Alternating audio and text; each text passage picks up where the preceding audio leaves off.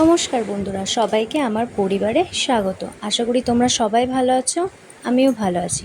তা আজকে আমি ননী সোনার অঙ্গরাগ তোমাদের সঙ্গে শেয়ার করব। তো প্রথমেই দেখতে পাচ্ছ এখানে আমরা কয়েকটা ক্যামেলের আর কি কালার নিয়ে নিয়েছি, মানে ফেব্রিক কালারগুলো নিয়ে নিয়েছি। তো এখানে দেখতে পাচ্ছ লাল, সবুজ, কমলা, নীল, সাদা, কালো এই কালারগুলো আছে।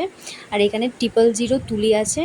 আর এখানে দেখতে পাচ্ছ আমার ননী সোনাকে নিয়ে নিয়েছি। আর আগে আর কি যে রঙগুলো একটু উঠে উঠে গেছিলো সেগুলোকে ভালো করে তুলে নিয়েছি।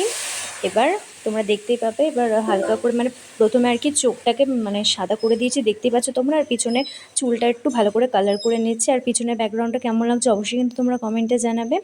এবার চোখটা আর কি ভালো করে এঁকে নিচ্ছি, দেখো তোমরা বেশ হালকা হাতে আর কি এঁকে নিতে হবে।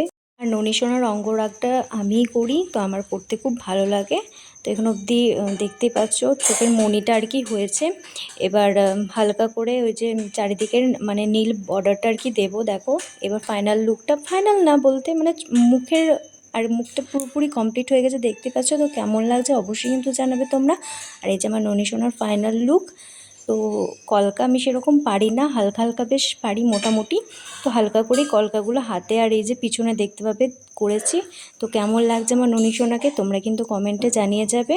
তো আমার ননী সোনার অঙ্গরাগ করতে প্রায় অনেকক্ষণ সময় লেগেছে। তো একটা আর কি কালার শুকোনোর পর তো আরেকটা কালার দেবো। তো দেখতে পাচ্ছ চোখের মণিটা কতটা সুন্দর হয়েছে। যতটুকু পারি নিজেই চেষ্টা করেছি। এবার তোমরা কমেন্টে জানাবে তো কেমন লাগছে, ঠিক আছে। তো আশা করি ভালোই লাগছে বলবে। আমার তো বেশ ভালো লাগছে, তোমাদের কেমন লাগছে অবশ্যই তোমরা জানাবে। তো চলো এবার ননী সোনাকে সাজানো যাক। তো এগুলো দেখতে পাচ্ছ বেশ শুকিয়ে গেছে, এবার ননী সোনাকে সাজাবো। তো দেখো তোমরা দেখতেই পাবে কতটা কিউট লাগছে আমার ননী সোনাকে। আর ভিডিওটা ভালো লাগলে অবশ্যই কিন্তু লাইক, কমেন্ট, শেয়ার করতে ভুলো না। বাই।